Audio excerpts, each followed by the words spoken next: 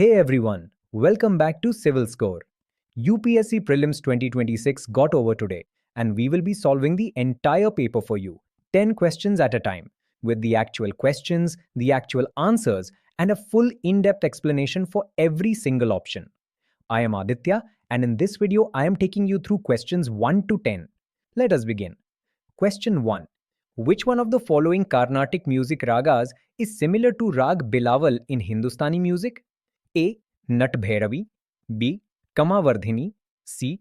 Hanumat Todi, D. Dheera Shankarabharanam. Answer is option D, Dheera Shankarabharanam. Raga Bilawal in Hindustani music uses all the Shuddha Swaras, the natural notes Sa, Re, Ga, Ma, Pa, Dha, Ni, Sa. That is exactly the Western C major scale. Now in Carnatic music, the equivalent Melakarta Raga that uses all Shuddha Swaras is Dheera Shankarabharanam. It is the 29th Melakarta. The other options are traps. Nat Bhairavi corresponds to Ashavari Tat, not Bilawal. Hanumatodi corresponds to Bhairavi Tat. Kamavardhini corresponds to Marva Tat. The moment you remember that Bilawal equals all natural notes, Dheera Shankarabharanam becomes the only match. Question 2. The artificially fixed Rupee-Sterling exchange rate prescribed by the Hilton-Young Commission 1926 was adopted by the British government for which one of the following reasons? A. Aiding the flow of remittances from India and maintaining India's creditworthiness. B. Providing support to Indian importers. C. Encouraging export of cotton produce from India. D. Preventing depreciation of the rupee in terms of gold. Answer is option A. Aiding the flow of remittances from India and maintaining India's creditworthiness. The Hilton-Young Commission of 1926, also called the Royal Commission on Indian Currency and Finance, recommended fixing the rupee-sterling exchange rate at 1 shilling 6 pence. Why? To ensure the smooth flow of home charges, the remittances from India to Britain, and to maintain India's creditworthiness in international markets. This rate was actually set too high, which made Indian exports costlier and imports cheaper, draining Indian wealth. Options B and C are opposite to what this policy achieved. Option D is a distractor about gold, which was not the stated rationale. Question 3. Consider the following statements. 1. Pali texts contain the first definite references to coins, example Kahapana, Nikha, Kamsa, and Kangnika. 2. The literary evidence from Pali texts is corroborated by archaeological evidence of punch-marked coins from many sites, most of them made of silver. The above statements have been associated with which of the following? 1. Emergence of urban life. 2. Transition to money economy. Select the answer using the code given below. A. 1 only. B. 2 only. C. Both 1 and 2. D. Neither 1 nor 2.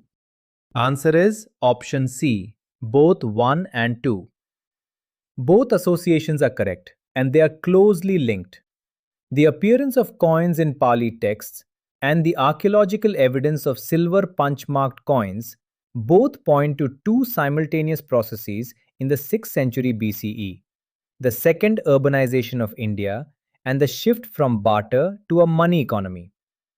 Towns and cities needed a standardized medium of exchange, and coins enabled exactly that. Urbanization and monetization happened together. So both statement 1 and statement 2 are valid associations. Moving on to question 4.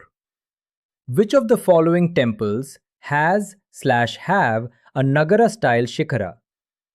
1. Malajiti Shivalaya, Badami. 2. Huchi Malligudi Temple, Aihole. 3. Dashavatara Temple, Deogarh. 4. Virupaksha Temple, Pattadakal. Select the answer using the code given below. A. 1 and 2. B. 2 and 3. C. 3 only. D. 3 and 4. Answer is option C. 3 only. Dashvatara Temple, Deogarh. This is a classic UPSC trap on temple architecture. The Nagara style has a curvilinear Shikhara, that rising tower above the sanctum. The Dravida style has a stepped pyramidal Vimana. Now look at each temple. Malegitti Shivalaya at Badami is an early Chalukyan temple, Dravida style. Huchi Malligudi at Aihole is also Chalukyan, predominantly Dravida style. Virupaksha at Pattadakal is modelled on the Kailasanatha temple at Kanchipuram, again Dravida. Only the Dashvatara temple at Deogarh, built in the Gupta period in the 6th century CE, is a true early Nagara style temple with a curvilinear Shikhara. Question 5. Among the 4 main forms of existence of life recognized in Jainism, which one of the following is not included? A. Deva, gods. B. Yaksha, demigods. C. Manushya, humans. D. Tiryancha, animals and plants. Answer is option B. Yaksha, demigods. Jainism recognizes 4 main forms of existence called Gatis in the cycle of birth and death: Deva or gods, Manushya or humans, Tiryancha covering animals and plants, and Naraki or hellish beings. Yaksha does not make the list. Yakshas and Yakshinis do appear in Jain tradition as attendant deities of the Tirthankaras, but they are not one of the 4 Gatis. The 4th Gati is Naraki, which many students forget. That is the trap here. Moving on to question 6. The Hallisalasya painting in the Bagh Caves represents A. A joyous folk dance, B. Buddha in a meditative pose, C. The depiction of Shiva and Parvati on Kailasha, D. Samudra Manthan, churning of the ocean. Answer is option A. A joyous folk dance. The Bagh Caves are in Dhar district, Madhya Pradesh, dating to the 5th and 6th centuries AD. Their murals are often compared to the Ajanta paintings. The Hallisalasya painting is one of the most celebrated works from Bagh. It depicts a group dance, a lively festive procession of dancers in joyous movement. The caves are Buddhist in origin, so options C and D involving Hindu themes are out. Option B about the Buddha in meditation is the subtle trap. It sounds plausible because these are Buddhist caves. But the Hallisalasya is specifically about dance, not meditation. Question 7. Consider the following statements relating to the use of the place value system in India. 1. The earliest epigraphic use of the place value system in India is found in the Mankani plates from Gujarat, AD 595 to 596. 2. In the 9th century, place values become general in inscriptions all over India. 3. The place values have been found in Sanskrit inscriptions in Southeast Asia as early as the 7th century. Which of the statements given above are correct? A. 1 and 2 only, B. 1 and 3 only, C. 2 and 3 only, D. 1, 2 and 3. Answer is option D. 1, 2 and 3. All 3 statements are correct.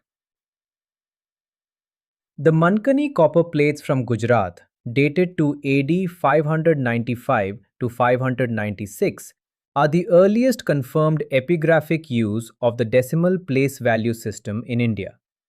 By the 9th century, this notation became widespread across Indian inscriptions.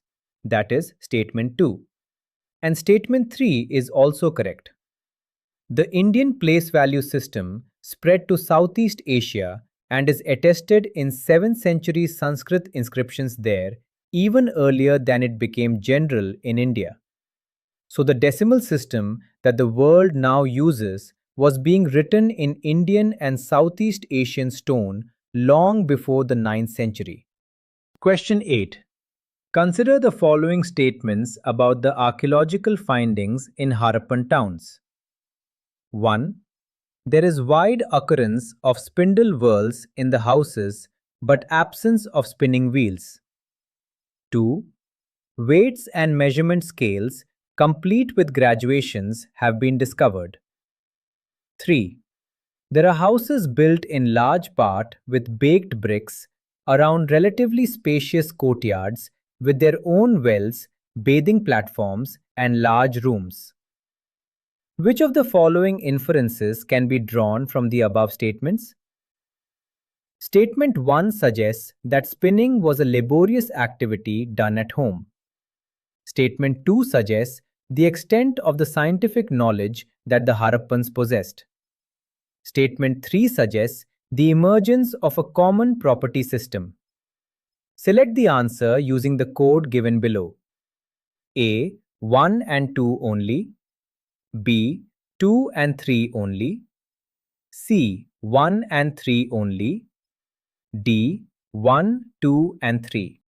Answer is option A. 1 and 2 only. Inferences 1 and 2 are correctly drawn. Spindle whorls without spinning wheels mean spinning was done manually at home, a laborious domestic activity. That is a fair inference from statement 1. Standardized weights and graduated measurement scales clearly suggest advanced scientific and metrological knowledge. Inference 2 holds. The trap is inference 3. Statement 3 describes houses with private wells, their own bathing platforms, spacious courtyards, and large rooms. That actually points to private property and individual household wealth, not a common property system.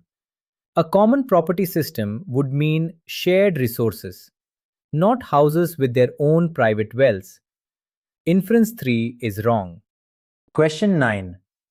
Which one of the following statements about the Eka movement and Bardoli Satyagraha is correct? A. The Eka movement was throughout supported and organized by the Congress, while Bardoli Satyagraha was initially independent of Congress influence and was only in the last stages supported by the Congress. B. The Eka movement was provided leadership by the Talukdars of Awadh, whereas the Bardoli Satyagraha was a movement of the landless laborers. C.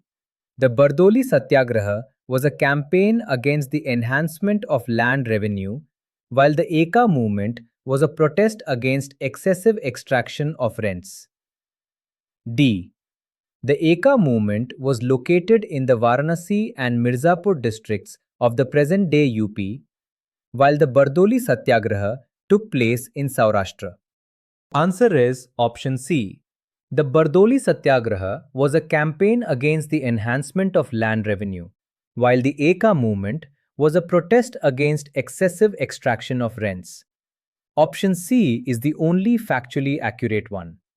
The Bardoli Satyagraha of 1928, led by Sardar Vallabhbhai Patel in Gujarat, was a no-tax campaign against a 22% increase in land revenue by the colonial government. The Eka movement of 1921 to 1922 was a peasant agitation in the Hardoi, Bahraich, and Sitapur districts of Awadh against oppressive rent extraction by talukdars. Now for the traps. Option A reverses the Congress relationship. The Eka movement started with Congress and Khilafat involvement and then went beyond their control, not the other way around. Option B is a big error. The talukdars were the oppressors in the Eka movement, not its leaders. Option D gets the geography wrong. Bardoli is in Surat district of Gujarat, not in Saurashtra. Question 10. Consider the following statements about the Rigvedic period. 1. Irrigation from wells allowed agriculture to expand away from floodplains and strips on river margins into the present Punjab and Haryana plains, having underground water levels reasonably close to the surface. 2. Drought animal power was employed to draw up water out of the wells. Which of the following information supports the above statements? 1. There is evidence in the Rig Veda of the use of Ashma Chakra, stone pulley wheel, and Ahava, strapped wooden pails, to draw up water. 2. Mention has been made in the Rig Veda of the use of implements like Parashu/Kulisha, axe, and Datra/Sreni, sickle. 3. There is a history of the use of ox even before the Rig Veda for ploughing the land and pulling the carts. Select the answer using the code given below. A. 1 and 2 only. B. 1, 2 and 3. C. 1 and 3 only. D. 3 only. Answer is option C. 1 and 3 only. This question is about which pieces of information actually support the two statements given. Information 1 directly supports both. The Ashma Chakra or stone pulley wheel and Ahava or strapped wooden pails are Rigvedic references to drawing water from wells. That is exactly what statement 1 and statement 2 describe. Information 3 supports statement 2 about drought animal power. Because the pre-Rigvedic use of oxen for ploughing and pulling carts establishes that animal power was already in use, making it credible that animals also drew water from wells. Information 2 is the trap. Parashu and Kulisha are axes, and Datra and Sreni are sickles. These are land clearing and harvesting tools. They tell us about agriculture in general, but do not support the specific claims about well irrigation or animal powered water drawing. Only 1 and 3. That is all 10 questions for today. We will be back with the next 10 very soon. Same depth, same detail, question by question through the entire SETI paper. If this helped you, hit subscribe so you do not miss a single video in this series. Drop your score in the comments. See you in the next one.